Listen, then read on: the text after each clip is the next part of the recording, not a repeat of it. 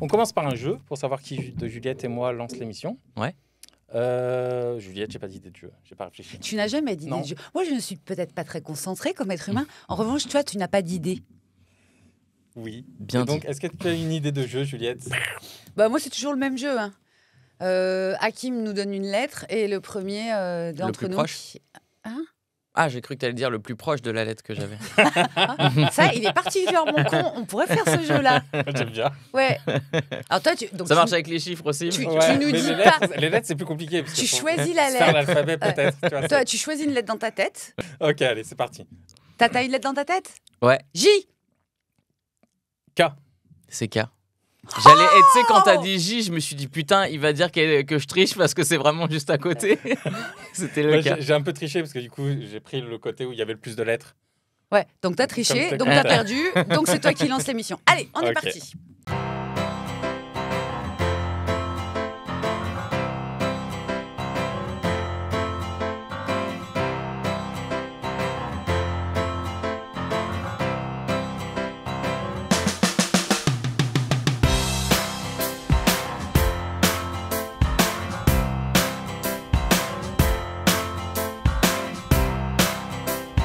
Bonjour à toutes et à tous, bienvenue dans La Fabrique, saison 3, épisode 3, avec Juliette Arnaud. Bonjour Juliette. Bonjour Ramzi Assadi. Juliette, tu vas peut-être rappeler un peu ton parcours pour ceux qui ne Tu- te connaissent pas. Ouais, alors si tu fais ça, je quitte le projet. Et je reviens pas. Bon bah Juliette Arnaud, je peux dire aujourd'hui chroniqueuse chez Radio Nova. Ouais. Voilà, Allez. chroniqueuse chez Radio Nova, autrice, scénariste, réalisatrice, comédienne Ouais, c'est très sérieux, quoi. et encore plein d'autres casquettes. Et notre invité, Ouais. Hakim Omiri, bonjour. Salut. Salut. Hakim, humoriste, Ouais, comédien, ouais, réalisateur, ouais. c'est ça hein Ouais, c'est vrai. Scénariste aussi. Ouais, c'est vrai. Ça fait beaucoup de casquettes comme Juliette. Ouais, on essaye. Grosse tête. On est des gens à grosse tête. Et moi, c'est juste physique, mais c'est grosse tête aussi. Moi, oui. j'ai une grosse tête aussi pour de vrai. Ah oui, ça. Juliette, je te laisse commencer avec ta question rituelle. du Allez, début. la question rituelle. Ouais. Hakim, je ne sais absolument pas, moi, puisque je Ouais. ne te connais pas de cette manière-là, de quel milieu tu viens. Ouais. Quels étaient les métiers de ton papa et de ta maman. Ouais. Et donc, qu'est-ce qui t'a donné l'autorisation, qui ou quoi ou quel événement t'a donné l'autorisation d'embrasser une carrière dite artistique? J'ai grandi au Havre. La puissance du port du Havre. Exactement. J'ai grandi au Havre et il n'y avait rien qui me portait vers le stand-up ou l'écriture ou les sketchs ou tout ça. Dans ton milieu. Ouais, pas du tout. Genre, vraiment, on est très éloigné de ça. Mais je savais que c'est ce que je voulais faire. Quand je voyais des gens faire du stand-up, quand je voyais Coluche, Jamel, ces gens-là, je me disais, c'est un truc que... Je me disais pas que c'était inatteignable. En primaire, etc., j'ai toujours été celui qui, une fois en classe, se disait, il y a un petit public, tu vois. Ah. Donc... Dans quelle situation, classe? En fait, j'aimais bien faire des interventions, aller au tableau, quand il y avait des présentations à faire, glisser des blagues, etc. Je n'étais pas celui qui... Qui se cache. Ouais, je n'étais pas timide du tout. Mais ce n'était pas aux dépens des autres. C'était vraiment, fallait que je fasse des blagues, fallait que ce soit marrant, tu vois. Et en fait, je savais que je voulais faire ça. Je me rappelle qu'une fois, je crois que c'était en CM2 ouais, ça doit être ça, CM2. En fin d'année, on nous a proposé de faire une pièce de théâtre avec l'école. Et moi, ça me faisait flipper parce que je me suis dit, wow, quand j'ai vu la pièce, je me suis dit, wow, tout le texte qu'il y a à apprendre, ça doit être une dinguerie et tout. Et j'ai choisi mon rôle en fonction de celui qui avait le moins de lignes à apprendre. Sauf Malin. que je pensais, en fait, à la base, que on devrait apprendre ces textes en plus de nos cours. J'avais pas compris que pendant les heures de cours, on ferait des répétitions de la pièce. Ce qui fait qu'au final, j'ai une très bonne mémoire auditive. Et à force de répétition, je connaissais tous les rôles de tout le monde. Ah ouais. Et Bam, one man show. non, mais c'est pas ça. C'est qu'en fait, quand on a fait la représentation devant les parents d'élèves, etc., à la fin de l'année, il y a plein de gens qui avaient des trous. Et c'est moi qui soufflais le texte. Ah. Et dedans, je jouais un avocat. Donc j'avais le moins de texte. Mais à la fin de la représentation, genre tout le monde m'a félicité moi alors que j'avais pas fait un truc de... Pour moi, j'avais pas fait un truc de fou, quoi. Et t'as ressenti quoi? Je me sentais dans mon élément. je me disais, ok, en fait, c'est à ma portée. Et donc, plein de gens ont dit à ma mère, faut qu'il fasse du théâtre, faut qu'il fasse du théâtre. Sauf que moi, le théâtre en soi m'intéressait pas. J'avais pas envie d'apprendre des textes classiques, etc. Je voulais faire des trucs modernes, quoi. Je voulais raconter ma vie ou des sujets qui me parlaient à moi, quoi. Et donc, j'ai pas fait de cours de théâtre. Et dès que j'ai eu l'opportunité de partir à Paris, c'est ce que j'ai fait. En fait, j'ai trouvé un prétexte pour dire à mes parents, voilà, je veux faire des études qui sont à Paris. Attends, parce que ta mère, elle a réagi comment quand on lui a dit Hakim, il devrait faire du théâtre? Bah, elle m'en a parlé. Elle m'a dit, est-ce que ça t'intéresse, etc. Donc, elle était n'était pas fermée. Elle n'était pas surprise. Ni surprise, ni fermée. Non, elle n'était pas particulièrement surprise. Mais elle s'est pas dit, il voudrait faire du théâtre pour de vrai, quoi. Et elle se disait, il peut faire ça à côté comme une passion, quoi. Ouais, comme faire si du j'allais au foot ou tennis, faire... voilà, exactement. Mais donc, je lui ai dit que ça m'intéressait pas d'en faire. Donc, elle a pas forcé. Et puis, mais par contre, je savais que je voulais monter sur scène en solo, quoi. Et dès que j'ai eu l'opportunité, en gros, j'ai dit que je voulais faire des études qui se trouvaient dans une école à Paris, parce qu'il fallait un prétexte, et les études, c'est un truc sérieux, donc ça passe, tu vois. Et donc, j'ai trouvé une école à Paris. Une école de quoi? Une école de publicité. Et en fait, au début, je me disais que, au pire, si je peux pas écrire des sketchs ou des blagues, des pubs. je pourrais écrire des pubs marrantes. Mm. Parce que je me disais, les pubs à la télé, elles sont pas marrantes, c'est nul. Et je me suis dit, c'est ouf que les gens, ils aient pas d'idées. Et en fait, quand j'ai fait cette école, j'ai réalisé que le problème, c'était pas que les gens avaient pas d'idées, c'est que les marques, elles sont pas marrantes parce que c'est des commerciaux et que c'est eux qui valident rien de drôle, quoi. Est-ce que tu as fait, du coup, t'as fait des stages dans des agences de pub? J'ai fait une école de pub qui s'appelle l'ESP, c'est l'École supérieure de publicité. Donc j'ai fait un bachelor là-dedans. Et ce que j'ai trouvé fou, c'est que donc on a des mini-concours tout au long de l'année où on est noté. Et en fait, c'est des soi-disant concours pratiques où tu as des marques qui viennent nous voir et qui nous disent, ouais, voilà, on a eu ça comme brief, qu'est-ce que vous proposez comme idée, etc. Puis genre, ils nous notent. Sauf qu'en fait, c'est des vrais briefs qu'ils ont. Tant qu'à faire. Et ils récupèrent nos idées. Ah oui, putain, les malins. Et donc, genre, c'est bien le capitalisme. Et donc, genre, j'ai eu une bonne note sur la Coupe du Monde de rugby. Et genre, j'ai vraiment vu mes idées être réalisées pour la Coupe du Monde de rugby. Et moi, je me suis payé un 14. Et je me suis dit, genre, c'est ça, ça mon salaire. Oui, c'est ton salaire. Et je me suis dit, c'est fou, quoi. Et bref, donc, mon premier stage que j'ai eu quand j'étais dans cette école, c'était à Énergie. Et Énergie, en gros, ils payent.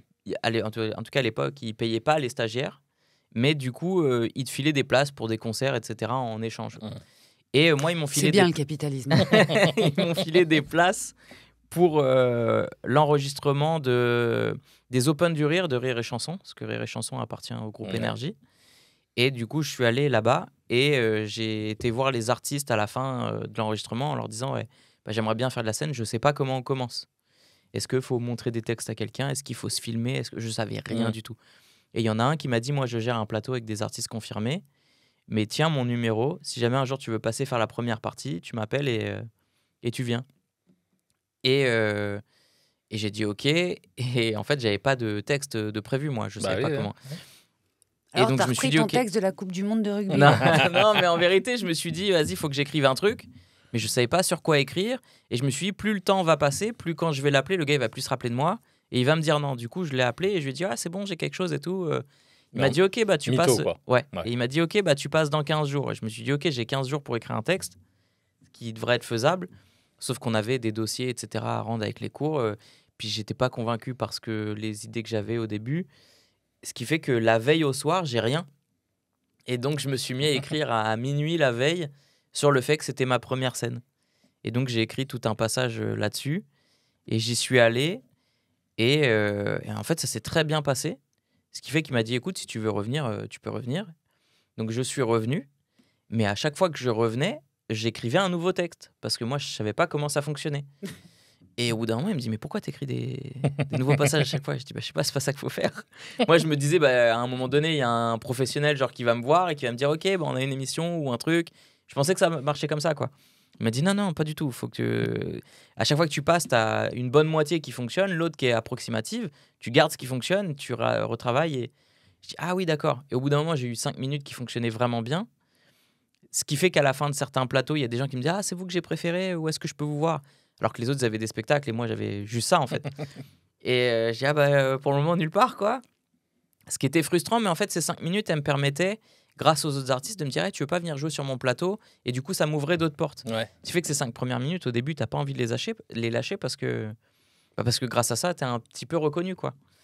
Et j'ai croisé Bunaimin 2 mois plus tard qui me dit mec, je t'ai vu il y a 2 mois, tu faisais ce passage. Là, 2 mois plus tard, tu fais le même passage.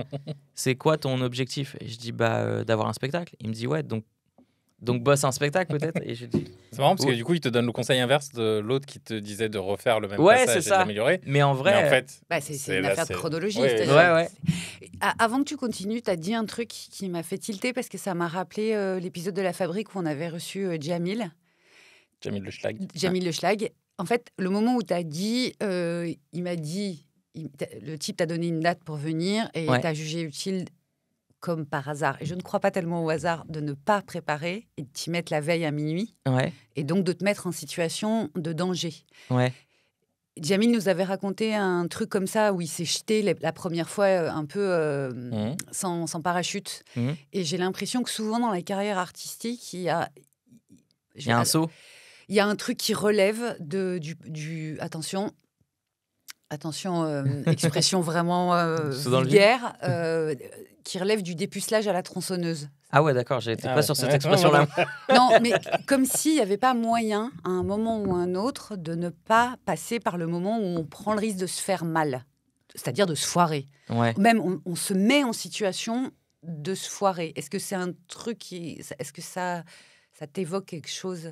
Alors, je trouve ça intéressant. Je suis quelqu'un qui bosse pas mal dans l'urgence. En fait, le fait d'avoir de l'urgence fait que mon cerveau, il tourne à fond et que je trouve plein d'idées. Et puis après, je fais le tri et puis ça me permet d'avancer. Si j'ai pas de deadline, enfin, en tout cas, au cours de ma scolarité, c'était plutôt ça. Si j'avais pas de deadline, je repoussais, quoi. Je me disais, ouais, c'est bon, j'ai le temps. Mhm. Donc, il y a un truc à voir avec l'adrénaline. Ouais, aussi. Ouais, parce que je fais beaucoup de trucs avec l'adrénaline. J'ai fait soit l'élastique, soit en parachute, tous ces trucs-là, j'adore. Donc, Comme par hasard. voilà. Donc, ouais, non, ça, j'aime bien. Mais au fur et à mesure du temps, quand tu te professionnalises, en tout cas, tu commences à bosser en amont. Là, par exemple, pour les chroniques que je fais chez Nova, je les fais pas la veille pour le lendemain parce que J'espère, oui. parce qu'il y a un enjeu, parce que j'ai envie que ce soit bien Et puis parce Et que donc- tu n'es plus à ce moment-là de ta vie aussi, Ouais. peut-être. aussi. Et du coup, je me donne 3-4 jours pour bien peaufiner le sujet, sauf s'il y a un truc vraiment qui tombe là en actu et je me dis non, je peux pas passer à côté, comme la dernière fois avec, en tout cas quand c'était à France Inter, avec Guillaume Meurice qui est interdit de France d'antenne. Inter, Juliette. Voilà. Non. Qui est Ah, interdit d'antenne et du coup je me dis je peux pas faire la chronique que j'ai prévue alors que le gars Ouais. qui m'a invité il est pas là, quoi. Ah oui, c'est Donc, vrai que j'ai- c'était ça. Donc j'ai fait une chronique sur ça. Mais avec l'expérience, tu peux t'adapter au dernier moment parce que Oui. tu sais un peu mieux écrire. Mm. Mais quand tu as envie de faire quelque chose de un peu léché, tu prends quelques jours d'avance, quoi. Et puis c'est plus agréable aussi. Ouais, c'est moins stressant. C'est moins stressant et puis ouais. ça. Tu peux mieux L'écriture, jouer. quand on a raboté dessus, quand on est revenu, C'est vrai. elle prend une Tu saveur. vires les mots qui servent à rien. C'est comme un temps vin que- qui a mieux vieilli. Ouais. Vous buvez pas de vin, ni l'un ni l'autre. Non. Allez mais- mourir. Non, mais Euh, j'ai compris. Mais alors moi, j'écris assez vite, relativement. Ouais. Mais je sais pas écrire dans l'urgence. Moi, j'ai Ah un ouais vrai problème. Ah, ça peut te bloquer, toi? Ah ouais. Ouais, Ah ok. ouais. Moi, je me rappelle. Je sais pas si j'ai déjà raconté dans la fabrique, mais quand on faisait le sketch de fin d'émission en quotidienne. Mhm. Donc moi, j'écrivais la V1 du sketch pour Alex, Charline, Juliette, tout ça. Et mon premier jour à France, dans cette équipe, quand je suis arrivé, tu vois, on me parle, mais personne me donne le thème du sketch, tout ça. Donc moi, je les laisse. Je vois qu'ils sont rodés, donc je les laisse faire. Tu vois, je me dis bon, peut-être que le premier jour, il me le confie pas. Tu vois, il me laisse prendre la température du truc, tout ça. Ouais. Puis donc l'émission est à 17h. À 15h45, Alex vient me voir. Il fait, bon, le sketch, on fait quoi? Une ratatouille. 15h45 pour 17h. T'étais en panique? Ah ouais, elle a sué. Je me dis, attends, donc c'est bien moi qui fais le sketch aujourd'hui. Hein. Mm. Et panique. Bon, je m'en suis sorti parce que c'était un sketch relativement simple. On reprenait un truc un peu des Guignols, tout ça, parce que c'était Yves Lecoq l'invité, donc ça allait.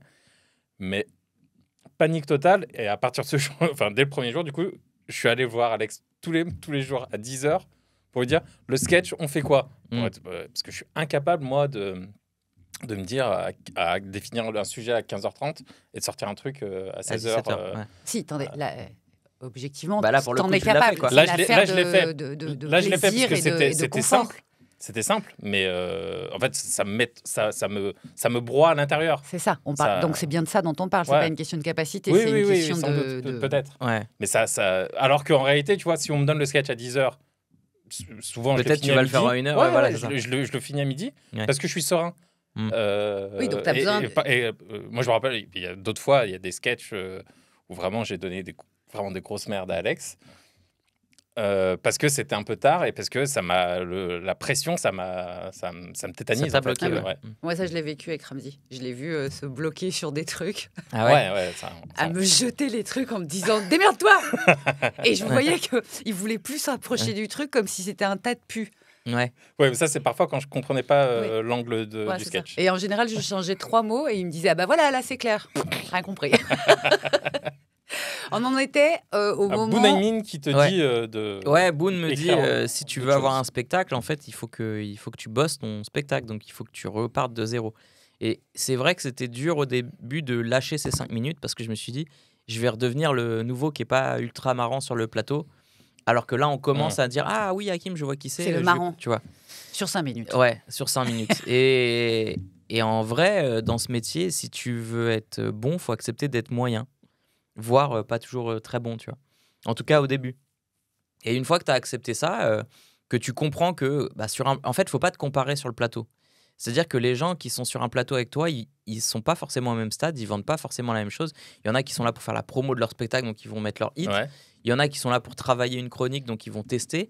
Et en fait, tu peux pas te dire ah bah celui qui a le mieux fonctionné, c'est lui le meilleur réellement parce que c'est ça, on va dire c'est le plus drôle à un moment T avec un public T. Et... Mais est-ce que ça, ce que tu es en Sur- train de dire, ça vaut pas pour toutes les activités artistiques de la... C'est-à-dire qu'on vit dans... C'est fort le capitalisme. Hein. Ouais. Si on met au centre de nos sociétés capitalistes l'idée de la compétition, du jugement de ce qu'on fait par rapport à quelqu'un d'autre, est-ce que c'est pas ça, en fait, qui régit l'intégralité des pratiques artistiques? Et là, ce que tu es en train d'expliquer, c'est génial parce que c'est un moment très précis, dans un cadre très précis, un plateau où il y a plusieurs artistes. Donc, effectivement, l'idée de la concurrence, elle est évidente, Ouais. visuellement. Mais finalement... Mais c'est pas une vraie concurrence parce que Oui, c'est ce Non, que mais tu c'est ce que la t'expliques. En comparaison fait, est il plus faut pas... facile, c'est ça qu'elle veut ouais. dire. Oui, mais c'est- ce que je veux dire, c'est Oui. que tu peux y penser de manière froide, en mode clairement celui qui fait le plus rire la salle, les gens ils vont aller le voir lui. Et donc typiquement, si tu fais rire personne, ta salle sera vide. C'est aussi simple que ça. Donc t'as pas à manger. Donc en fait, t'as envie d'être drôle pour avoir du monde dans la salle, pour vivre de ta passion. Parce que c'est un art où il faut un résultat factuel, quoi. C'est pas comme t'es peintre et le tableau il te plaît et fin. Tu vois, il y a un truc à vendre. Pardon, mais en fait, Si, il faut vendre aussi tes tableaux et tes toiles, etc. Alors, en tout cas, bon, maintenant l'art contemporain c'est autre chose, mais tant que la peinture a été un art aussi a été aussi un art populaire, dans le sens où il y avait des compètes, les salons de peinture au 19e, c'était ça en fait. Oui, mais c'était pas des compètes où ils devaient reproduire des choses. Non. C'était pas du réalisme. On était déjà au 19e, c'était déjà l'impressionnisme. Donc, on était en train de s'éloigner de ça, chercher d'autres manières de voir la vie, comment on la représente, ce qui en fait est le fait de chaque art, quel qu'il soit. Et il y avait ce truc de, c'est plus facile si tu fais par exemple un tableau, ce qu'on appelle pompier, qui satisfait l'œil. Qui est déjà habitué à ce type de représentation, il y aura plus de monde devant ton tableau. Et le mec comme Paul Cézanne qui arrive avec ses trucs qui sont pas, tu vois, qui sont des tableaux plus compliqués à regarder. Il n'y avait jamais personne devant ces tableaux. Il repartait avec sa brouette, avec ses tableaux dont personne ne voulait. N'empêche que sur la longueur, tous ces peintres pompiers, on les a oubliés. Et celui qui reste, c'est Cézanne. Et j'imagine que, en fait, c'est la même chose quand tu vas voir différents humoristes sur scène, c'est pas parce que celui qui fait le plus rire la salle, c'est pas forcément celui qui va susciter. Ça peut taper à d'autres endroits de la sensibilité, j'imagine. Ce que je voulais dire, moi, c'est que, en gros, dans l'humour, on ne fait pas tous le même humour. Oui. C'est con, mais par exemple, un mec qui... Parce qu'il y a des concours d'humour, des festivals où ils te mettent en compétition que je trouve ça complètement stupide. Mais un mec qui fait de l'humour noir, de base, il est plus segmentant et donc de base, il parle à un public qui est plus restreint. Donc si on parle en termes de nombre d'éclats de rire, par exemple. Ouais, voilà, il en aura moins, ou il va moins mobiliser de gens. Mais par contre, ceux qu'il va mobiliser, ils vont être vraiment avec lui, quoi. Et c'est la même chose pour ceux qui font de l'humour engagé ou des choses comme ça. Voilà, et c'est comme pour la musique, c'est comme dire, je sais pas, comparer du rap et du rock. Il y a des gens, ils ont des préférences, et comparer les deux, c'est un peu stupide. Et là, c'est pareil, dans l'humour, il y a différents styles, et selon ce que t'aimes toi, tu vas pas aller voir la même chose. Et c'est pas parce que la salle a plus ri à un autre gars que toi, t'as pas touché ton public. Puis parfois aussi, j'imagine que les gens, ils rient aussi parce qu'ils sont confortables. C'est-à-dire que la blague qu'ils viennent d'entendre, déjà, en fait, ils la connaissent. Ouais. Donc, c'est un rire, ce qu'on appelle un rire de confort. Ouais. Genre, ah oui, je suis à la maison, c'est bon, j'ai mes pantoufles. Et puis après, tu vas voir quelqu'un d'autre où il y a un truc qui te percute un peu, déjà parce que c'est inconnu. Ouais. Ça a fait sonner aucune cloche à l'intérieur. Et donc, tu auras peut-être un rire plus écrasé parce que ça te surprend. Ça dépend, le sujet aussi que tu abordes. Parce qu'il y a des sujets... Enfin, moi, en ce moment, j'essaie d'aborder que des sujets plus ou moins lourds. Et plus le sujet est lourd, plus il y a un temps de choc où les gens, ils ont besoin de digérer l'info, ma prémisse, où ils disent « Attends, quoi ?» Et ce « Attends, quoi ?» peut étouffer ton rire d'après, même si ta blague est bonne. C'est que l'info que tu leur donnes au départ... elle les choque tellement qu'ils sont plus dans je vais rigoler. Ouais, Et pourquoi tu fais ça ? Parce que pour moi, un artiste doit être engagé, sinon il sert à rien. Donc après moi c'est mon bisous Paul Mirabel. Voilà. Non mais c'est ma manière d'interpréter l'art, c'est que si tu fais de l'art et que ça sert à rien, ne le fais pas. Non, mais c'est pas ça. C'est divertir juste pour divertir. Oui, mais alors, du coup, c'est vraiment dans le sens de divertir de ce qui est important, quoi. C'est qu'il y a des choses qui se passent dans la vie et toi, tu es en train de divertir donc tu sers le l'attention des gens. Ouais. Tu divertis les gens, leur attention. Là-dessus, oui. Mais aussi, les gens ont leur propre malheur, je sais pas, la maladie d'un proche, un truc. Et parfois, tu as besoin de quelqu'un de quelqu'un qui t'apporte juste du divertissement pur pour penser à autre chose, pour être ailleurs et pour pas avoir encore d'autres malheurs qui s'ajoutent là-dedans. J'entends. Alors, je suis total. Il est en train de défendre Alex Vizorek, là. Non, mais ça balance des noms. Ouais, je suis hyper en forme ce matin. Je suis désolée. J'ai vraiment bien dormi cette nuit. Donc, je suis méchante. Mais j'entends ce que tu dis, mais en vrai, quand un humoriste qui va te parler de sujets plus ou moins légers, mais qu'un message à te faire passer, peut-être... moi, par exemple, j'ai eu un cancer quand j'avais 14 ans. J'ai passé 1 an et demi à l'hôpital. J'en ai fait un sketch de 20 minutes dans mon précédent spectacle. Et les gens qui venaient me voir à la fin, c'est des gens qui avaient soit des proches, soit eux-mêmes des maladies chroniques ou à vie, etc. Oui. Et qui me disaient que ça leur faisait du bien. Et donc, au final, peut-être que tu as toi-même tes problèmes, mais en vérité, quand tu as quelqu'un qui en parle et qui les dédramatise, ça t'aide plus qu'un mec qui dit « Hey, les trottinettes !» Tu trouvais pas que... Voilà. Oui, non, mais en réalité, je défends un truc... auquel tu ne crois pas 4 secondes. Pas totalement. Mais je me dis, en réalité, en dehors même de ces problèmes-là, parfois, tu as juste passé une sale journée au boulot parce que ton patron t'a fait chier, tes collègues te font chier. Tu veux parler de quelqu'un en particulier ? On parle pas d'Alex Vizorek. Non, mamie. Et t'as juste envie de... Enfin, moi, ça m'arrive quand je regarde... on parlait de Will Ferrell en privé, les comédies de Will Ferrell. Il y a des tas de comédies. Ricky Bobby, au roi du circuit, il y a zéro fond. Mais parfois, ça me fait un bien fou de regarder ça. Alors attention, je pense qu'il y a toujours un message dans les comédies. Allez, vas-y, allez. Pas toutes. À partir de maintenant, Hakim et moi, on est en team contre toi et on va ruiner ta vie et l'intégralité de ton âme. Je suis là où...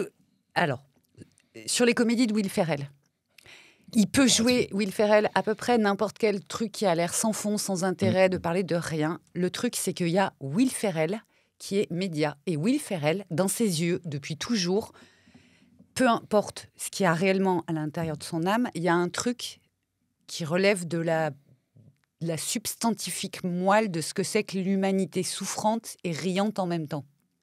Et ça, c'est un message. Et il y a ça dans les yeux de Steve Carell aussi. Il y a Jim Carrey aussi, qui a eu ça dans beaucoup de films. Oui, ça lui a passé. Il y a eu un moment, il a trop aimé le son de sa voix. Ouais. Et il a fait quelques films de merde. Mais il a aussi fait typiquement Yes Man. Tu peux avoir le sentiment que c'est juste un film comique, il enchaîne des sketchs où il dit oui à des trucs auxquels tout le monde aurait dit non, etc. Mais il y a quand même un message derrière, tu vois.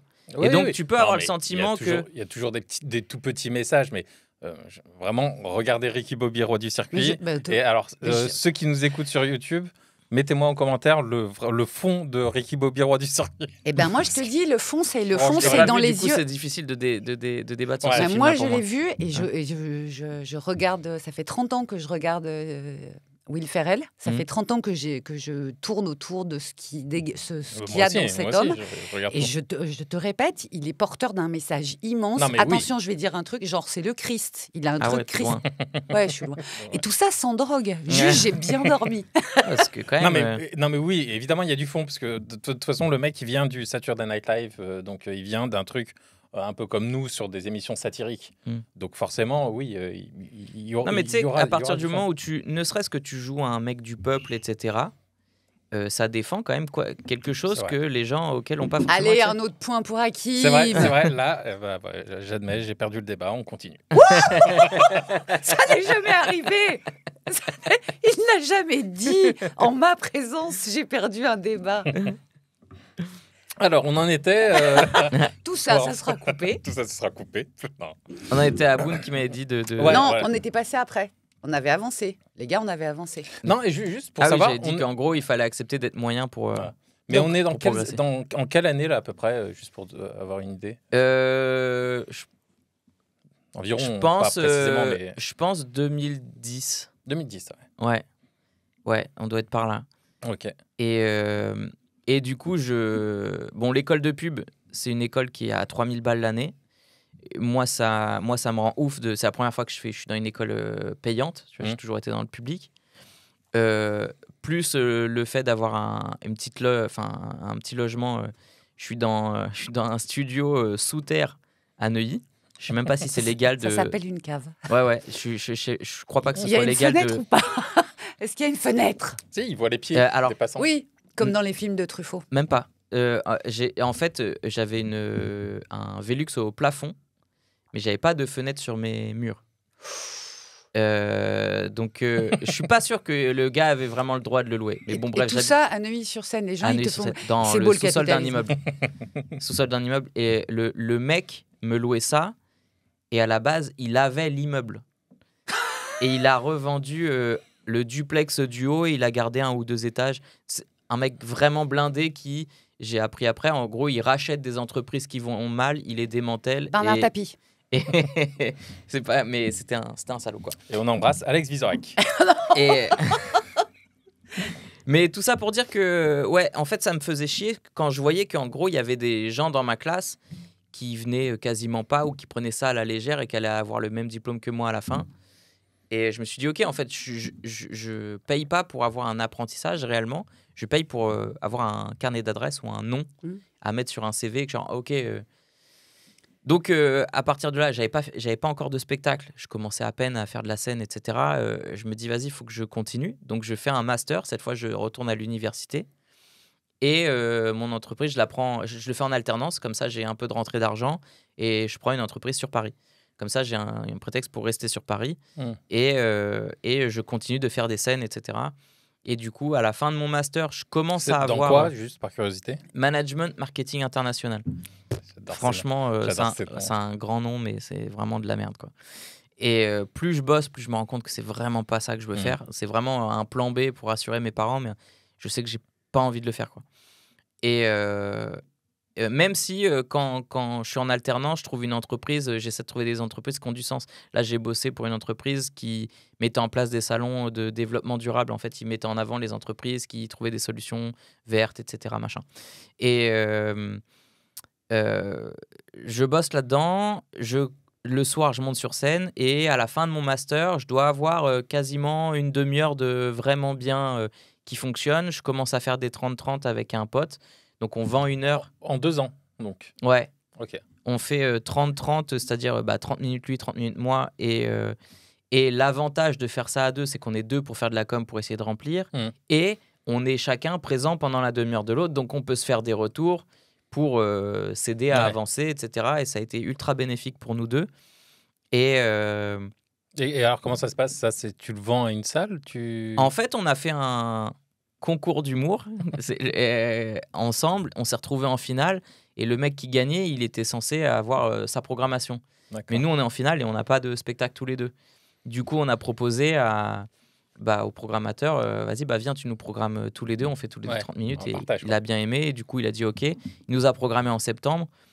Et il voit la première. Il dit, c'est très cool. Il dit, par contre, en décembre, il faut que vous ayez tous les deux 1 heure. Et je dis, ah oui, d'accord. Et je dis, mais on a mis je sais pas combien de temps pour faire une demi-heure. Et là, tu veux que dans 3 mois, on est... Il dit, vous vous démerdez, il faut que vous ayez 1 heure. Ouais. Et en fait, au mois de décembre, fin décembre, on a tous les deux bossé 20 minutes de plus. On a quasiment 50. Et on se dit, vas-y, si on se met en première partie chacun, on fraude. On se met en première partie, on a notre heure, quoi. Et donc, on a commencé comme ça. Et le lieu ferme. C'était le Pranzo à l'époque. Pardon. C'était le Pranzo, c'était en face du Jamel Comedy Club. On se rend compte un mardi quand on vient jouer que le bâtiment est fermé. Et tu sais, on se dit, mais qu'est-ce qui se passe et tout, on comprend pas, vraiment, tout est fermé et tout. Et en fait, j'essaie de joindre le proprio, etc. Personne ne répond. Et je finis par avoir une info qu'en fait, le bâtiment manque de s'effondrer. Oh putain.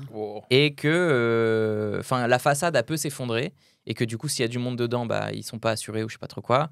Et donc, c'est fermé du jour au lendemain, quoi. Et le proprio est en procès avec le mec qui détient les murs. Parfait. Donc, du jour au lendemain, je n'ai plus d'entrée d'argent. Salle, quoi, ouais. Pardon, il manque un détail.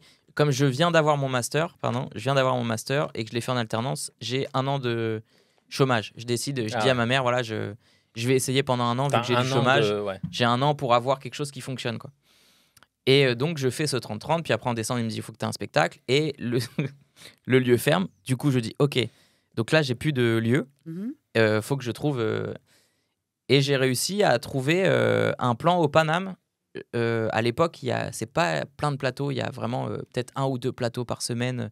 Il y avait pas grand monde qui joue au Paname, quoi. Et j'y vais et Kader Aoun me voit et il dit à Karim qui gère le lieu, lui, il faut le garder, programme-le. Et du coup, il m'a donné un créneau 1 fois par semaine. J'ai joué mon spectacle là et ensuite j'ai rencontré des gens de YouTube qui sont venus voir mon spectacle, qui voulaient eux aller vers la scène. Et moi, YouTube, ça m'intéressait, mais j'avais pas de matos, j'avais pas d'argent pour acheter des caméras, des trucs comme ça. Et du coup, je me suis mis à écrire pour des gens pour YouTube. Et au final, ça a commencé à savoir. Du coup, on m'a proposé de venir à une réunion d'écriture chez Golden Moustache, qui était une chaîne qui appartenait à M6. Et je vais à cette réunion. Et dès la première réunion, il y a 3 sketchs à moi qui les intéressent. Du coup, ils m'ont fait revenir, puis ils m'ont gardé. Et puis au fur et à mesure, je suis resté... mes rentrées d'argent venaient principalement de YouTube. Mais j'étais auteur. Donc en fait, les gens me voyaient pas, quoi. Et chez Golden Moustache, tu avais les 3 casquettes. C'est là que j'ai appris à réaliser. C'est là que j'ai appris. Comédien. En fait, j'ai commencé à écrire des sketchs.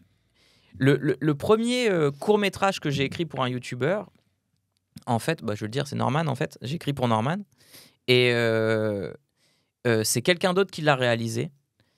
Et c'était nul. C'était genre vraiment la réalisation avait raté les blagues. C'est-à-dire que des fois, tu avais la prémisse après la chute, des trucs tout bidons qui ne peuvent pas... je me dis, mais c'est pas... Je dois expliquer les blagues, comment ça fonctionne et le truc, c'est que ce qui m'avait rendu fou, c'est que j'avais proposé plein de fois de venir au montage juste pour donner mon avis, etc. Après, ils prennent ou ils prennent pas, tu vois, mais juste, ils m'ont dit non, c'est pas la peine, en plus, on n'a pas le temps, etc. Comme à l'époque, c'était produit avec des marques, donc il fallait qu'ils aillent vite, et c'était ultra beau, mais c'était pas marrant, et j'étais dégoûté. Et du coup, quand je suis rentré chez Golden Moustache, en fait, j'ai dit, ok, je veux bien filer mes textes, mais j'aimerais avoir mon mot à dire sur la réalisation.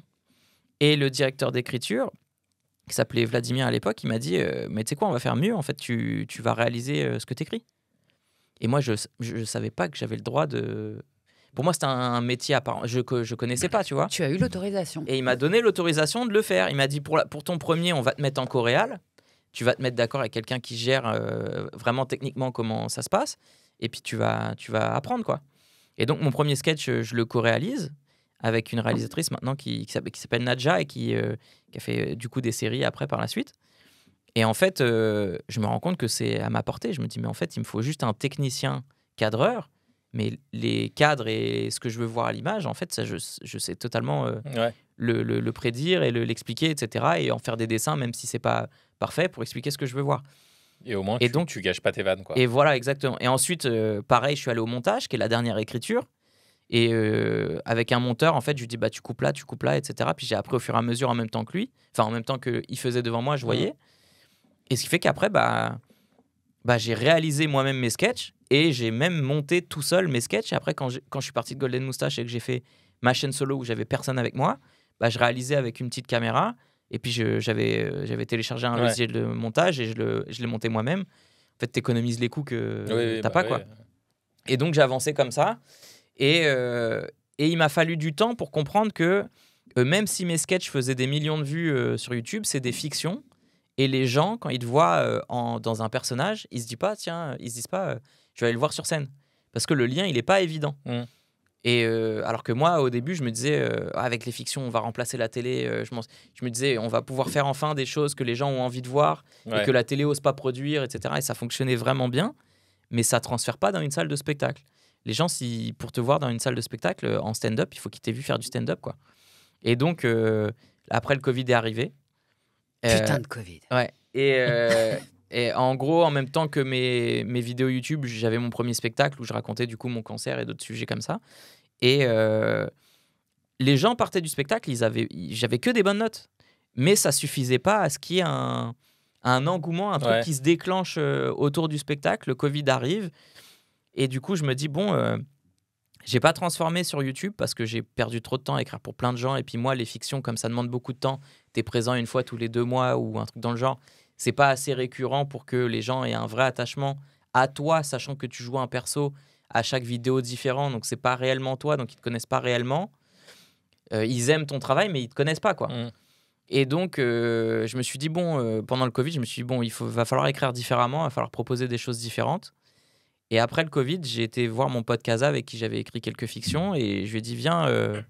Enfin, c'est lui qui me dit... Alors lui, Kazav, il est quoi? Il est auteur? Lui, il est auteur. Il est comédien? Lui, il est auteur, il n'est pas comédien. Lui, ça lui va d'écrire et de réaliser ou d'être derrière, mais de pas montrer sa tête, ça lui va très très bien, quoi. Et comme moi, il a écrit pour plein de gens. Et souvent, on a écrit pour les mêmes. Des fois, on a écrit ensemble pour des youtubeurs, etc. Oui, donc vous avez une vraie connivence on se connaissait et des bien, habitudes de bosser ensemble. Ouais. Et il me dit, le problème que je vois, moi, c'est que le Hakim avec qui je discute tous les jours, qui est énervé par la politique et des trucs comme ça, je le retrouve pas sur scène. Sur scène, t'es gentil. Et le spectacle, c'était super gentil, donc j'étais dans ma veine, tu vois. Du coup, oui. Mais il me dit, ouais, mais c'est une partie de toi, mais c'est pas réellement toi, et c'est peut-être ça qui bloque. Et il me dit, viens, on écrit sur les sujets sur lesquels on débat, nous, constamment, en fait. Et je savais pas si j'étais capable de le faire, parce que pour moi, c'est vraiment une autre écriture, comme on parlait de genre, d'humour noir, etc. Pour moi, écrire sur l'actu, c'est autre chose que du storytelling. Et il me dit, ouais, mais je pense que tu peux mêler les deux et réussir à... Et en fait, j'avais tellement une exigence sur ce truc-là où je me disais que c'était une marche encore supérieure qui était peut-être pas à mon niveau, que je savais pas si je pouvais le faire. Et donc là, c'est lui qui t'a donné l'autorisation à nouveau. Et il me dit, vas-y, essaye, en fait. Et je m'inscris à Première fois, qui est, je sais pas si vous connaissez, Yacine Bellous, qui est un humoriste. Il fait une soirée une fois par mois. Et c'est les artistes qui passent sur cette scène, ils sont obligés de faire un truc pour la première fois. Donc c'est soit un nouveau sketch, soit pour les chanteurs, c'est une nouvelle chanson qu'ils n'ont jamais fait en public. Et donc je m'inscris la première fois et j'essaye de parler d'actu, quoi. Et c'est un carton. Et je me dis, ok, peut-être que je peux le faire, en fait. Et du coup, je me suis inscrit le mois d'après. Je dis, est-ce que je peux revenir? J'ai réessayé, ça marche. Du coup, je me dis, bon, vas-y, on va essayer d'écrire un spectacle comme ça. Hein. Et c'est comme ça que j'ai écrit Contexte, où je me suis dit, bon, on va parler d'actu et on va essayer d'avoir des sujets sociétaux, un peu pas intemporels, mais qui peuvent durer le temps d'un spectacle, parce que forcément... Oh, puis ça dure, en fait, l'actu. On croit, mais ça, comme tout revient. Non, mais il y a... Oui. C'est cyclique aussi, mais... non, mais il y a, par exemple, typiquement, je sais pas, si je parle de... Je sais pas, Rachida Dati, c'est éphémère, tu vois ce que je veux dire? Ah oui, les gens sont éphémères, mais par contre, les conflits durent. Enfin, on le voit bien, hein, sur des quarts, des moitiés de siècle. Enfin, c'est vrai. Voilà, les gens sont... C'est le problème c'est le problème de tous les trucs politiques. C'est que tu es obligé de nommer les gens, donc les je me pose blagues en t'écoutant fonctionnent moins bien. Mais du coup, mais regarde, c'est peut-être axer sa blague sur autrement que sur le poids de Gérard Larcher, par exemple. Voilà, du coup, le spectacle. Non, mais je pose ça là, que tout le monde y réfléchisse. Le spectacle, en fait, est plus orienté sur des idées. Voilà. C'est-à-dire que je vais combattre des idées qu'on a dans la société plus que des personnes. Et du coup, ça devient intemporel. Ah oui, ouais. Et pour l'actu, quand je fais une chronique, là, je peux nommer des gens parce que je sais que dans une semaine ou deux, c'est pas grave si l'info elle est passée, c'est pas un truc qui va rester. Mais le spectacle, j'essaie de le baser sur... Oui, mais tu fais aussi une petite revue de presse dans ton spectacle, ou en tout cas, je vois sur ton fil Instagram ou sur Twitter. Alors, ça, typiquement, je me suis dit... parce que, encore une fois... Là, j'ai décidé de ne pas faire la même erreur qu'avec le premier spectacle. Je me suis dit, avec le premier spectacle, quand tu voulais faire de la com, je ne voulais pas donner les meilleurs passages du spectacle. Parce que je me suis dit, après, quand les gens ils viennent, ils ont vu le meilleur. Du coup, soit ils sont déçus, soit, tu vois. Donc, je donnais le moins bon du spectacle à chaque fois. Mais du coup, ce n'est pas le truc le plus vendeur. Tu vois. Ouais. Et le mec, il vient de la pub, pourtant. Ouais, je sais. Mais en fait, je voulais, entre guillemets, récompenser ceux qui faisaient la démarche de venir me voir. Et donc... je me suis dit, bon, faut que j'établisse une stratégie de com pour ce spectacle-là, sachant que j'ai compris que quand tu as des rendez-vous avec la presse, les journalistes aiment bien dire, alors ils parlent de quoi le spectacle? Et ils aiment bien pouvoir le dire en une phrase. Ouais. Et ce que j'avais pas réellement sur la première, parce que parler de moi, c'est pas un truc vendeur, on s'en fout. Si on s'est pas quitté, oui. Voilà. Donc... si, en réalité, tu aurais pu très bien le vendre sur ton cancer de... Oui, mais j'avais pas envie. Oui, j'avais pas envie mais en réalité... tu vois, t'aurais été invité chez Léa Salamé, elle en aurait fait des caisses, tu vois, ça aurait fait un vrai truc. Voilà. Oui, mais tu vois, c'est encore un truc de visibilité à côté du spectacle en vrai, tu vois.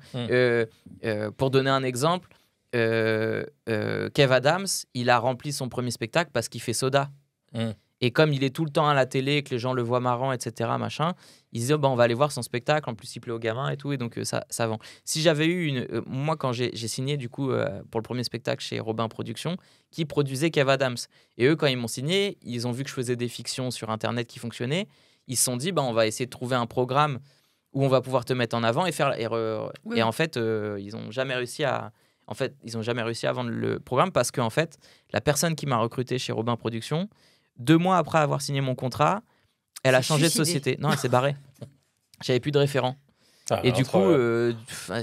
entre la salle de spectacle qui s'écroule... Ouais, non, mais vraiment, j'ai eu plein de trucs où c'était pas de bol. J'ai vraiment des circonstances qui font que pas de bol. Mais aujourd'hui, avec le recul, je me dis, c'est pas grave, j'ai appris des trucs à chaque fois et je refais pas les mêmes erreurs.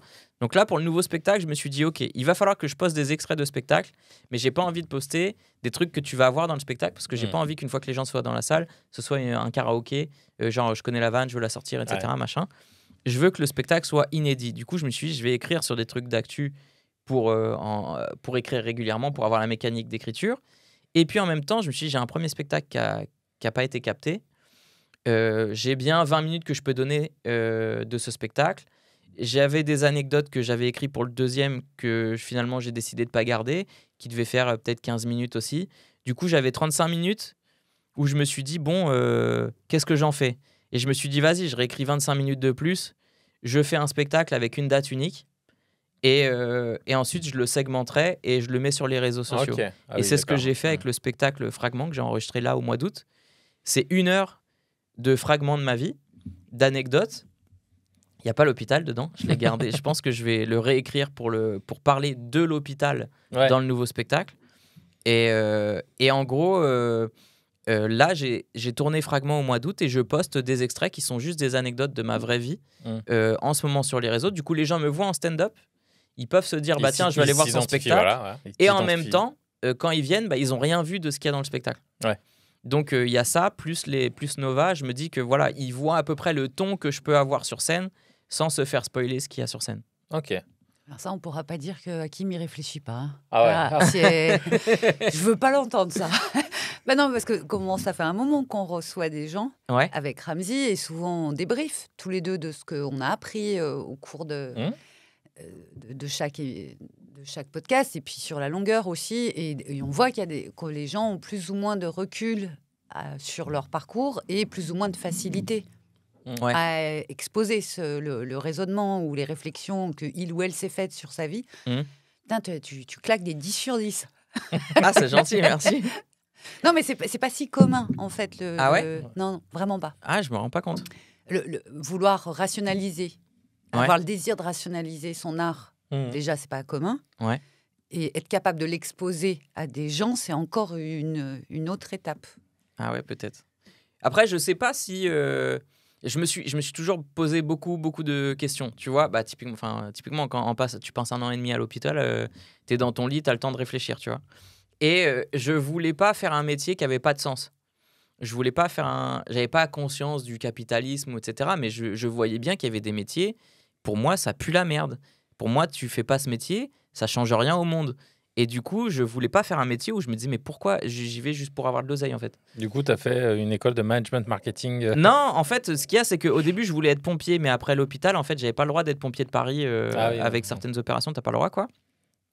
Et je me suis dit, faire rire les gens, c'est utile. Enfin, tu vois, dans une certaine mesure, comme tu disais, les gens, ils ont des vies de merde. Tu rentres le soir, tu as envie de penser à autre chose ou pour mieux supporter ton surtout quotidien. Surtout quand tu rentres dans ta chambre d'hôpital. Ouais, voilà. Donc, tu as envie d'avoir quelque chose qui te remonte le moral ou qui te fait penser à autre chose, etc. Donc, je me suis dit, l'humour, c'est forcément utile parce que ça fait du bien aux gens. Et au fur et à mesure, au début, tu as juste envie de faire rire. Puis après, tu te dis, OK, je fais rire, mais j'ai pas envie de faire rire avec n'importe quoi.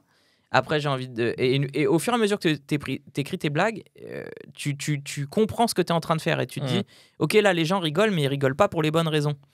Typiquement, ça n'a rien à voir, mais le Qu'est-ce qu'on a fait au bon Dieu, ça a fait des millions d'entrées. Et du coup, je suis sûr que le gars qui a écrit ce film, il s'est dit, j'ai un message positif, genre à la fin, tout le monde vit ensemble. Sauf qu'en fait, c'est de la merde ton message, parce que ton message, c'est tout le monde est raciste, du coup, c'est OK, quoi. Et... Ouais. Oui, puis ce que tu dis, on rit pas pour les bonnes raisons. Parce qu'en fait, la blague que le juif va faire sur le musulman ou sur l'asiatique, en fait, on rit de la blague. Un cliché. On rit du cliché et pas du tout du fait que c'est lui qui fait cette blague-là dans ce contexte-là. Ouais, ça dénonce pas. Ça dénonce pas un racisme, ça l'entretient. C'est tout ce qu'il y a eu. En fait, c'est caresser dans le sens du poil tous nos plus mauvais réflexes et nous dire non, mais c'est OK, en fait, on les a tous. C'est tout ce qu'il y a eu avec le cliché un peu de toute une génération du Jamel Comedy Club qui faisait des blagues racistes sur les Rebeux et sur les Renois. Et en fait, au départ, on pouvait se trouver ça drôle, mais en réalité, il y avait un vrai malaise là-dedans. Tu sais que j'ai encore des débats comme ça avec mes potes, hein. J'ai des potes qui m'envoient des trucs et qui me disent « Ah, c'est marrant et tout ». Et je dis « Non, c'est pas marrant en fait ». Je dis « Là, t'as un Renois qui dit une phrase et en fait, si c'est un Blanc qui l'a dit, tu vas dire c'est raciste ». Il me dit « Oui, mais lui, il le pense pas ». Je dis « Non, ça marche pas comme ça ». Je dis « Si la même phrase dite dans la bouche d'un autre gars, c'est raciste, c'est que c'est raciste en fait ». Et c'est pas parce que lui, il est noir ou lui, il est arabe que d'un coup, c'est plus raciste. Il dit « Ouais, mais nous, on se charrie comme ça et tout, c'est toi, tu penses le mal ». Je dis « Non, mais ça véhicule des idées qui, au final, te desservent ». Donc, en fait, typiquement, quand il y a des blagues d'accent, je dis, moi, j'ai pas de problème qu'un mec fasse un accent si l'accent sert un personnage. Mais si ce qui est drôle, c'est l'accent, c'est problématique. Et il me dit, tu réfléchis trop. Et en fait, j'ai des débats avec... Mais après, c'est des potes qui sont pas dans le milieu ou qui se posent pas la question. Moi aussi, moi j'ai... surtout sur Instagram, j'ai un groupe où on m'envoie pas mal de trucs racistes. Mais en réalité, moi, je mets toujours l'avertissement. Ouais. Je suis le même mec. Relou. Mais... Et l'autre fois, Non, je crois pas. Non, mais pour pas eux, relou, mais pour eux, je suis relou. Ouais. Genre, vas-y, c'est des blagues. Et dans les humoristes féminines, Ouais. Femme, ouais. moi, je trouve qu'il y a le même problème. Surtout, par exemple, je le vois sur les filles de ma génération. Ouais. Je suis ultra choquée par Les sujets par le fait de faire des blagues, en fait, sur les femmes. Donc, des blagues misogynes. Mais comme elles sont portées par des femmes, c'est pareil. elles disent non, mais moi, je suis une femme, donc je peux pas... Ouais. Meuf, c'est pas parce que t'es une femme que t'es féministe, en fait. Il n'y a pas de lien, fils unique. Ouais. T'es folle alliée. Mais ça passe auprès des médias, du grand public, et on ne citera personne. Florence Foresti. Allez, on enchaîne. Voilà, elle passe pour féministe. Si tu décryptes tout ce qu'elle est en train de raconter, si on n'est pas au courant qu'elle a bramé à peu près de partout qu'elle était féministe, je vois pas où c'est féministe, moi, en fait. Ah ouais? J'ai pas vu son dernier spectacle. C'est son dernier spectacle dont tu parles là? Boys, oui, moi je l'ai vu. Ouais. Enfin, je l'ai entendu parce que j'étais en place aveugle. En place visibilité réduite, c'est pas réduite, c'était visibilité. Franchement, ils nous auraient mis. C'était la radio? Ah ouais, c'était la radio. Ils sont dit à la radio, tu vas apprécier quoi. Et c'est vraiment, c'est très gênant. Ah ouais? Ouais, c'est vraiment. Oh, les féministes, elles nous font chier quand même. Un mec, ça doit être quand même. Vraiment, c'est du bigard, quoi. Et ça serait. Et en fait, ce serait dit par un mec, ce serait problématique. Ah ouais. Je pense qu'il y aurait des manifestations devant le théâtre, littéralement. Tu vois, et en fait, quand je prends conscience de l'exigence de ce que j'ai envie de raconter et que je vois ce qui fonctionne, au moment où j'ai cette conscience-là, tu vois, moi, à l'époque, c'est des Olivier de Benoît, des mecs comme ça qui se mettent à cartonner avec Ondar, etc. Et je me dis, en fait, ça va être compliqué parce que je vois bien que le public, en fait, il veut pas forcément réfléchir. Et tu te poses des questions. Tu te dis, est-ce que... J'étais à un moment donné dans ma vie où je me disais, est-ce que c'est possible d'avoir un très bon spectacle et de pas fonctionner? Paul Cézanne. Non, je disais par rapport à la peinture. Paul Cézanne, il n'a compris. jamais douté que ce qu'il était en train... Lui, il n'a jamais douté que ce qu'il était en train de faire, c'était ça qu'il fallait faire au moment où il fallait le faire. Il n'a jamais douté de ça. Bon, il avait un ego, je pense. D'accord. Rentrait... Je croyais que tu disais qu'il s'était posé la question de est-ce qu'il était dans la bonne direction, est-ce que c'était possible qu'il marche jamais. Ah oui, lui, il était convaincu que potentiellement ça allait jamais marcher. Mais comme c'était un fils de riche. Ah oui, c'est pas les mêmes problèmes. Il se posait pas. Moi, j'avais une deadline, moi. Oui, voilà. Lui, il vivait de manière très chiche, par contre. Hein. Il vivait pas dans le luxe et tout. Mais en gros, il savait qu'il mourrait littéralement jamais de faim. Donc, il acceptait de vivre dans un coin paumé à Aix-en-Provence. Il ne vivait pas à Paris. Il montait à la capitale régulièrement avec sa brouette et ses tableaux. On lui disait « Fourre-le-toi bien au cul », il disait « J'en ai rien à foutre, vous êtes des connards », et il repartait. Et en fait, un peu de gloire lui est arrivé sur la fin de sa vie, mais certainement pas à la hauteur de ce que c'est maintenant. Paul Cézanne, qui en gros est, en termes de vente, on va dire, à la hauteur de limite. Ouais, c'est quasiment Van Gogh. Je peux t'assurer que c'est les deux. Van Gogh, par exemple, il arrivait à la fin de sa vie. Mamine, il avait vendu 2 tableaux en tout et pour tout. Il n'a jamais su. Pourtant, il s'est jamais dit, je vais peindre autre chose. Mais c'est ça qui a contribué à ce que ce soit un succès aussi. Moi, je pense que c'est la douleur. Oui, mais c'est ça. Ça a contribué au fait que tu te dises, c'est quelqu'un qui est mort pour son art. Enfin, entre guillemets, tu vois. Est-ce qu'il s'est entêté Moi, je ne suis pas d'accord avec cette formulation parce qu'elle est romantique et qu'elle met j'adore du romantique. Oui, mais non, elle met une couche que moi, j'accepte pas du tout parce que c'est un très bon moyen pour dire que... Enfin bon, c'est un truc de capitaliste aussi. Non, mais ça rend l'œuvre encore plus forte. Oui, c'est-à-dire des gens qui voient bien ce qu'il faudrait qu'ils peignent pour que ça plaise et qu'ils vendent. Voilà. Et qui, pour des raisons différentes, c'est pas les mêmes pour Cézanne et pour Van Gogh, ne vont pas le faire. Ils ne vont pas le faire. Ils savent ce qu'il faudrait faire, ils ne veulent pas le faire. C'est ce qui m'est arrivé là avec mon premier film. Parce que forcément, on m'a proposé d'écrire mon premier film au bout d'un certain temps, comme j'avais fait pas mal de fiction, puis que je voulais passer à l'étape du dessus. J'ai commencé à écrire mon film, je l'avais avec Casa, du coup. Et... on écrit une première version, on signe avec un producteur qui est un très gros producteur en France, un des plus gros. Donc on est Luc Besson, bien sûr. Non, on est très heureux. Je veux pas donner de nom là parce que non. tant qu'à on va l'appeler Claude Berry. Il est mort. Qu'est-ce que ça peut foutre? Et donc on commence à écrire ce scénario et moi j'explique que voilà, je veux faire un film sur le vivre ensemble, etc. Machin. Il nous dit OK. Et plus on écrit, plus il nous demande de faire de notre comédie grand public une comédie américaine, quoi. Donc avec de la surenchère, etc. Je sais pas si vous avez vu le film, je crois que c'est Nos pires voisins, avec Seth Rogen et Zac Efron. Voilà, exactement. Et en fait, il nous oriente plus vers de la surenchère et ce genre de trucs, etc. Nous, on n'a pas vraiment envie de raconter ça, mais on se dit, vas-y, c'est notre premier film, personne nous connaît, c'est un gros producteur, il sait ce qu'il fait, vas-y, on va écouter, on avance vers ça. On écrit ce film, on va jusqu'au bout. Il nous dit OK, on va partir en casting, on va commencer à voir les chaînes de télé, etc. Il rencontre les chaînes de télé et le Covid arrive. Du coup, les chaînes de télé, elles bloquent tout. Mais on a M6 qui nous dit écoutez, nous, ça peut nous intéresser, mais pour W9. Et lui, c'est un gros prod. Il dit non, W9, ça nous intéresse pas. Et moi, je dis si, moi ça m'intéresse de faire mon premier film, quoi. Au moins j'aurais pu réaliser. Il me dit ouais non mais en fait, et je comprends en fait que t'as pas les mêmes budgets vu que c'est pas la même taille de chaîne, et que lui il voulait faire de l'oseille avec le film plus que faire un film. Et à côté de ça il signe une série avec des dizaines de millions, je crois que c'est 25 millions, un truc dans le genre. Donc notre film à 2-3 millions, ça l'intéresse pas. Et du coup, et en plus, à ce moment-là, la personne qui était en charge de notre film, encore une fois, elle se barre. Du coup, j'ai plus de référents chez eux. Il y a un moment, ça relève de toi. Tu vois bien. Donc, le du chat coup, noir. Je sais pas si on a bien fait de le recruter pour Nova, lui. Du coup, il y a quelqu'un qui va partir à un moment donné. Et du coup, notre film est entre guillemets à l'abandon. Et j'en discute avec Casa, on rencontre d'autres producteurs qui nous disent nous ça nous intéresse, on aimerait bien le récupérer.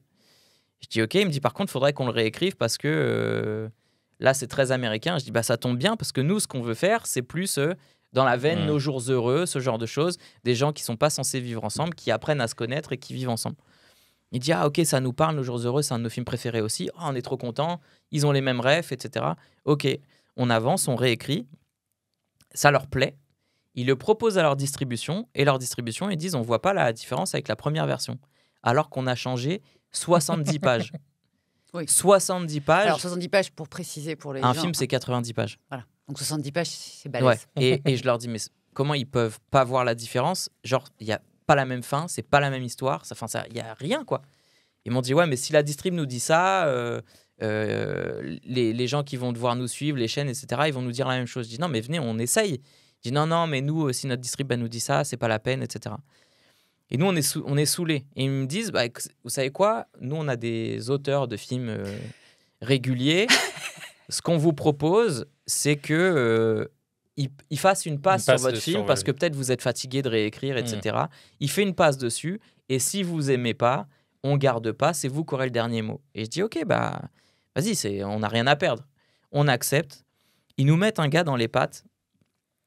Je regarde sa filmographie, je déteste. Mais je me dis, peut-être le gars, il a bossé sur commande, je sais pas dans quelles conditions il a travaillé, etc.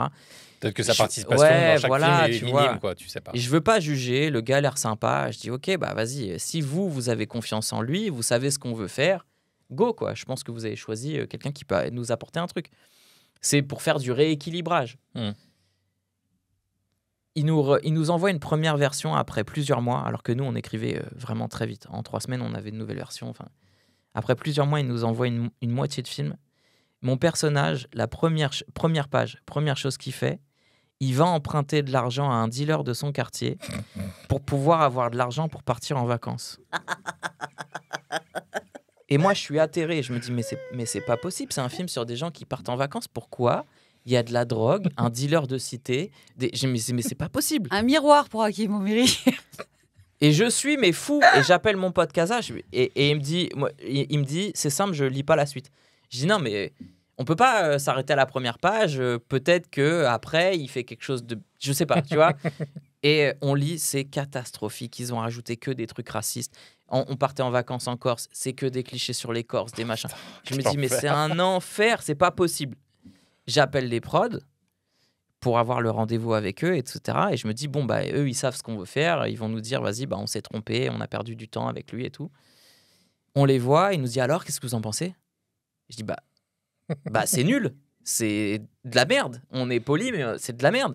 C'est raciste, c'est cliché, et c'est à l'opposé de ce qu'on a raconté. On veut du vivre ensemble, et là, c'est qu'est-ce qu'on a fait au bon Dieu, quoi. Il m'a dit, ouais, mais ça, ce film-là, on sait qu'on peut le vendre. Et tu sais, là, je bloque, et je dis, non, les gars, on s'est rencontrés justement en se disant, on veut pas faire ça, et là, vous nous dites, c'est ce que vous... Bah, dit, ouais, mais en fait, si on met son nom sur le truc, TF1 va nous suivre.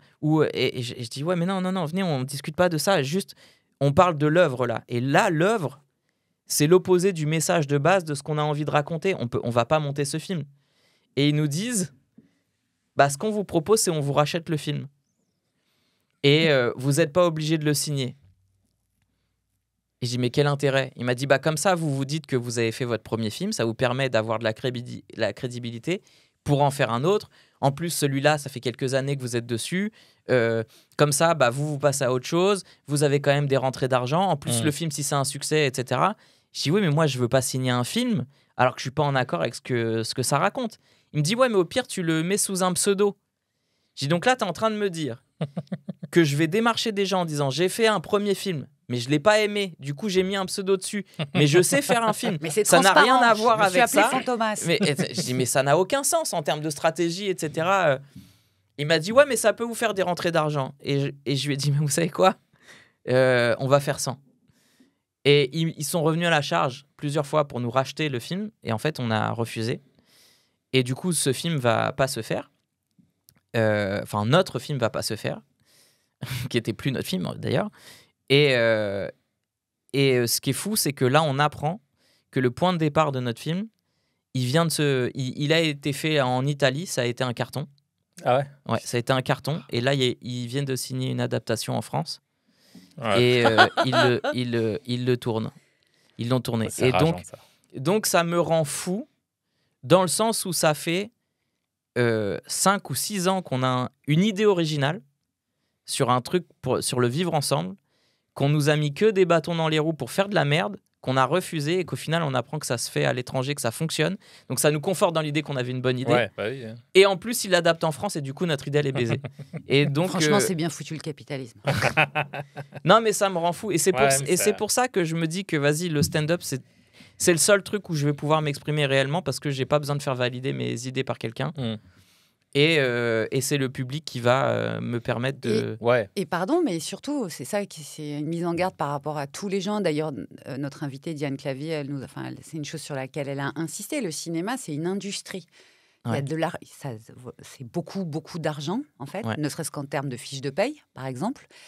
Alors que c'est vrai que le stand-up, c'est posséder ses propres moyens de production et de travail. C'est-à-dire que tu as tout réduit aux acquets et donc tu as effectivement cette foutue liberté éditoriale. Et puis là, j'ai pas de prod. Voilà. Contrairement au premier spectacle où j'étais pas d'accord sur comment communiquer, faire la communication du spectacle. Là, c'est toi qui produis tout là, le temps en autoproduction. Quoi. Ok. Et ben c'est là-dessus qu'on va s'arrêter. C'est vrai? Bah ouais. Okay. Bah ouais, ça passe vite. C'est con, j'avais plein de questions sur plein de choses, mais pourquoi on les pose pas? On reviendra. Vous avez un timing. Ok. C'est frustrant. Bah ouais, c'est frustrant. Ça fait que 10 minutes, on est là. Ça fait 1 heure. Je sais pas, moi je... ça faut que ça fasse 1 heure. Okay. Ça fait 1 heure là, 1h05. Ok. Mais il reste un petit bout. Ouais, il restera un petit bout. Il y aura le bonus la semaine prochaine, évidemment, que vous retrouverez. Hakim, on te retrouve où, ton spectacle? Alors, actuellement, je joue tous les vendredis et samedis au théâtre Le Métropole. À Paris. À Paris, c'est à côté du Grand Rex, voilà, le Métropole. Okay. Vendredi, samedi, jusque début janvier. Et si ça se passe comme ça se passe actuellement, je continuerai. Et je vais aussi faire une tournée. Les dates doivent être annoncées du coup au moment où ça sort là. Les dates sur ton compte Instagram. Sur mon compte Insta, Facebook, partout. Il y a un lien Linktree avec toutes les dates de tournée. Ok. Et il y a ton émission Chant contre Chant aussi. C'est vrai. Ouais. Super émission, je vous recommande sur YouTube. Ouais, c'est une sorte de burger quiz sur le cinéma et les séries et c'est sur YouTube.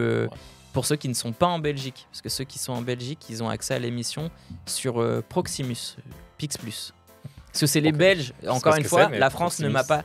C'est une sorte de Canal+ ou de Netflix, mais en Belgique. Là, j'ai proposé ça à plein de trucs en France qui m'ont dit non, ou qui m'ont pas répondu. Et la Belgique m'a contacté, ils m'ont dit « Ah, votre émission, elle nous plaît, etc. » Et du coup, on a produit avec les Belges et ils m'ont autorisé à le mettre sur YouTube en échange de bloquer la Belgique pour qu'ils aient l'exclusivité. Voilà. Si vous êtes en France, je vous conseille, parce que c'est drôle et puis tu apprends des trucs sur le cinéma et tout. Ça fonctionne hyper bien. Voilà. Merci beaucoup. Donc merci Hakim, merci Juliette et merci à Ramzi, toutes merci et à Hakim. tous de nous avoir écoutés. On se retrouve la semaine prochaine pour le bonus. Bisous. C'est toi.